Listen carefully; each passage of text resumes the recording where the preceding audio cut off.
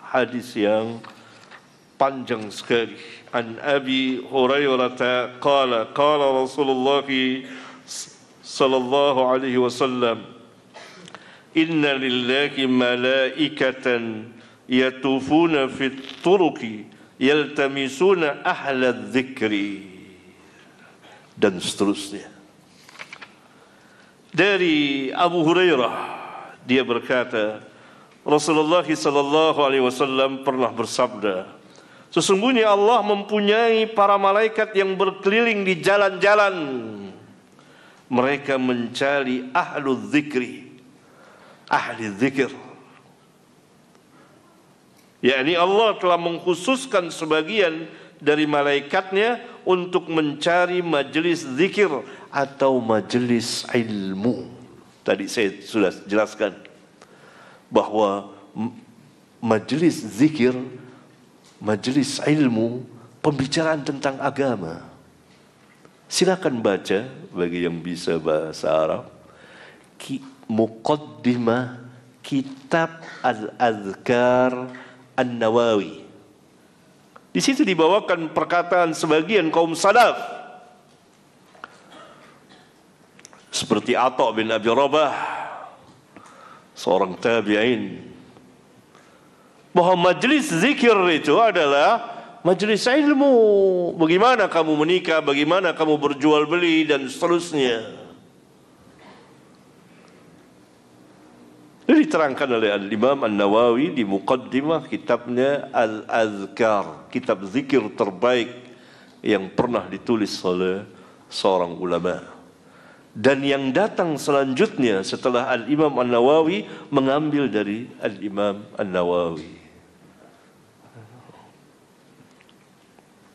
Bagus sekali, silakan kalau ada mau buat situ ya.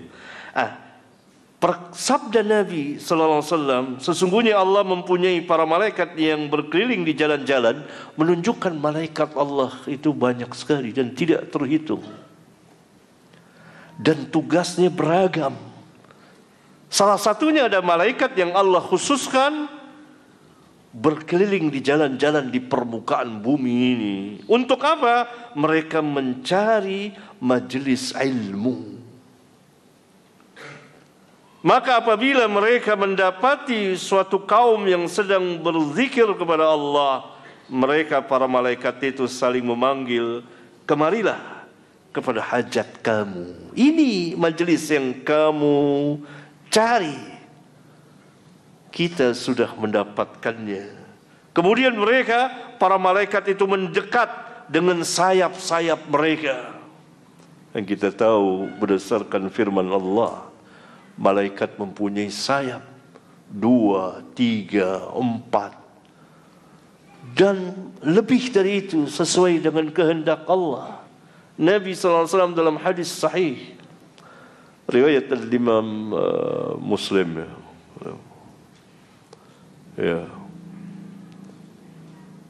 pernah melihat rupa asli malaikat Jibril alaihi salam di Sidratul Muntaha ketika Mi'raj, mempunyai 600 sayap.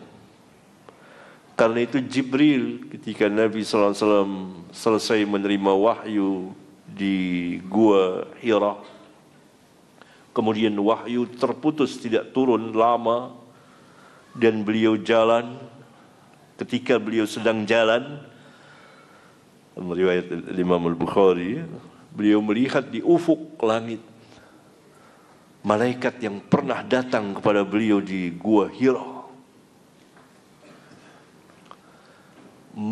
duduk di kursi menutupi langit dan bumi.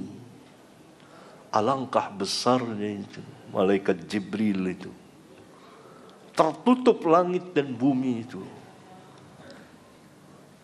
di ufuk sana. Tersungkurlah Rasulullah pulang,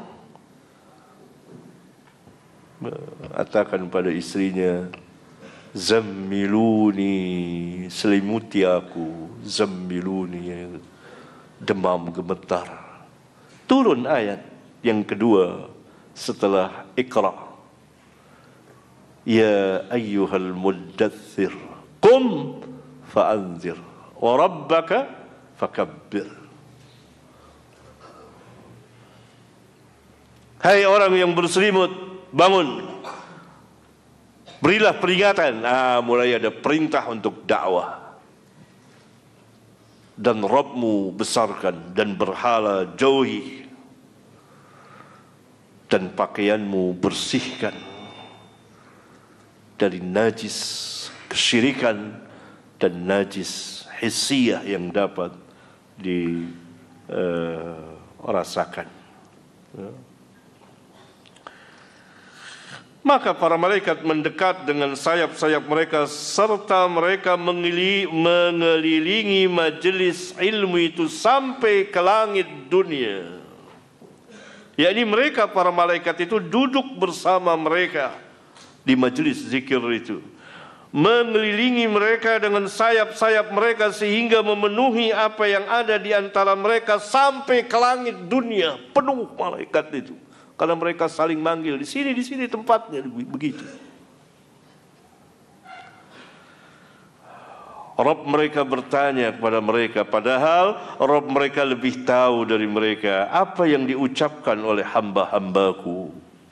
Jawab para malaikat, mereka bertasbih, bertakbir, bertahmid serta memuliakanmu. Rabb mereka berkata, apakah mereka telah melihatku? Jawab para malaikat, tidak pernah. Demi Allah mereka belum pernah melihatmu.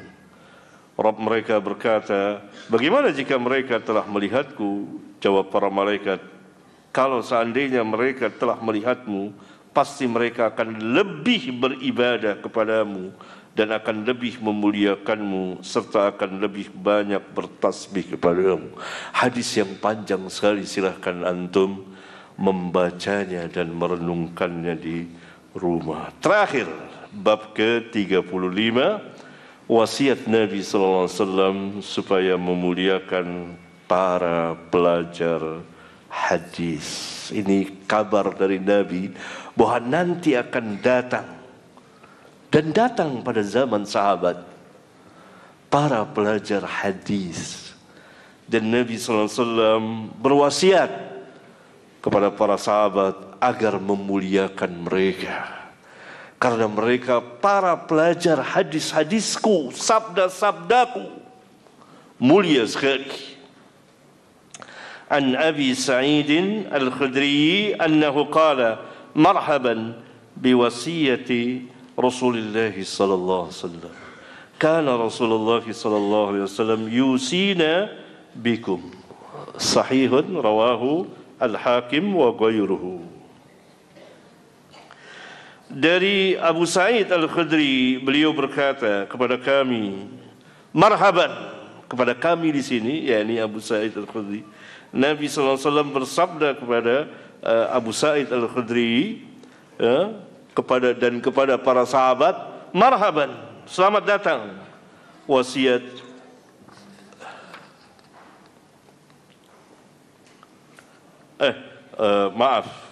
dari Abu Sa'id Al-Khudri, beliau berkata kepada kami para tabi'in.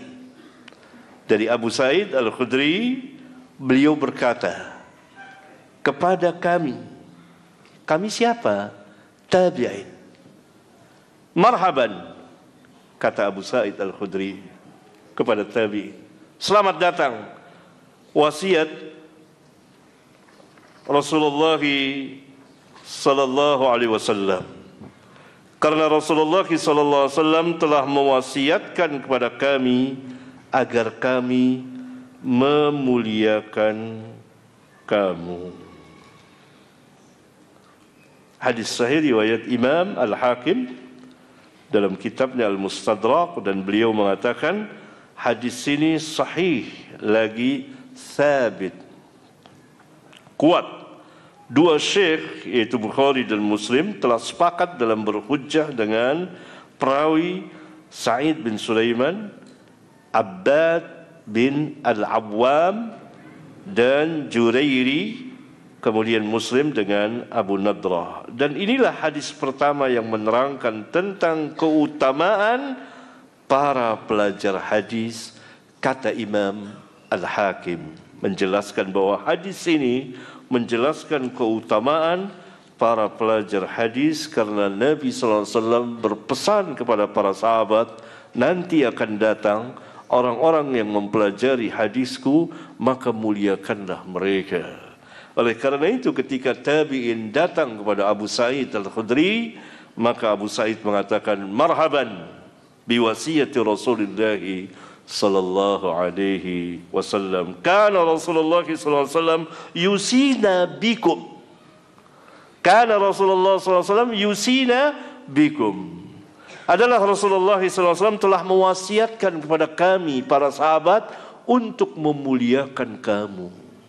Karena hadis dari Nabi sallallahu alaihi wasallam diterima oleh para sahabat dan sahabat meriwayatkan sesama mereka. Kemudian sahabat meriwayatkan kepada tabi'in. Kemudian tabi'in meriwayatkan kepada tabi'ut tabi'in. Ini 3 generasi perawi hadis-hadis Nabi yang mulia sallallahu alaihi wasallam. Kemudian sampai kepada tabaqah tingkatan yang keempat dan kelima, dan mereka menulisnya para imam seperti Bukhari dan Muslim dan Abu Daud dan Tirmidzi dan An-Nasai dan Ibnu Majah. Bahkan yang sebelumnya seperti Al-Imam Malik, kemudian Al-Imam Syafi'i, kemudian Al-Imam Ahmad dan Al-Imam Abdul Razak dan lain-lain. Banyak sekali para penulis hadis-hadis Nabi yang mulia sallallahu alaihi wa ala alihi wasallam. Saya tutup kitab ini dengan bab ke-35 dengan judul wasiat Nabi sallallahu alaihi wasallam supaya memuliakan para ahli hadis, karena kitab ini adalah kitab hadis. Karena judulnya kitab ilmu, kumpulan hadis-hadis sahih dari sunnah Rasulullah sallallahu alaihi wasallam. Dengan demikian selesailah kajian kita dalam 5 kali kedatangan saya ke Majalengka ini. Ya. Falillahil hamd.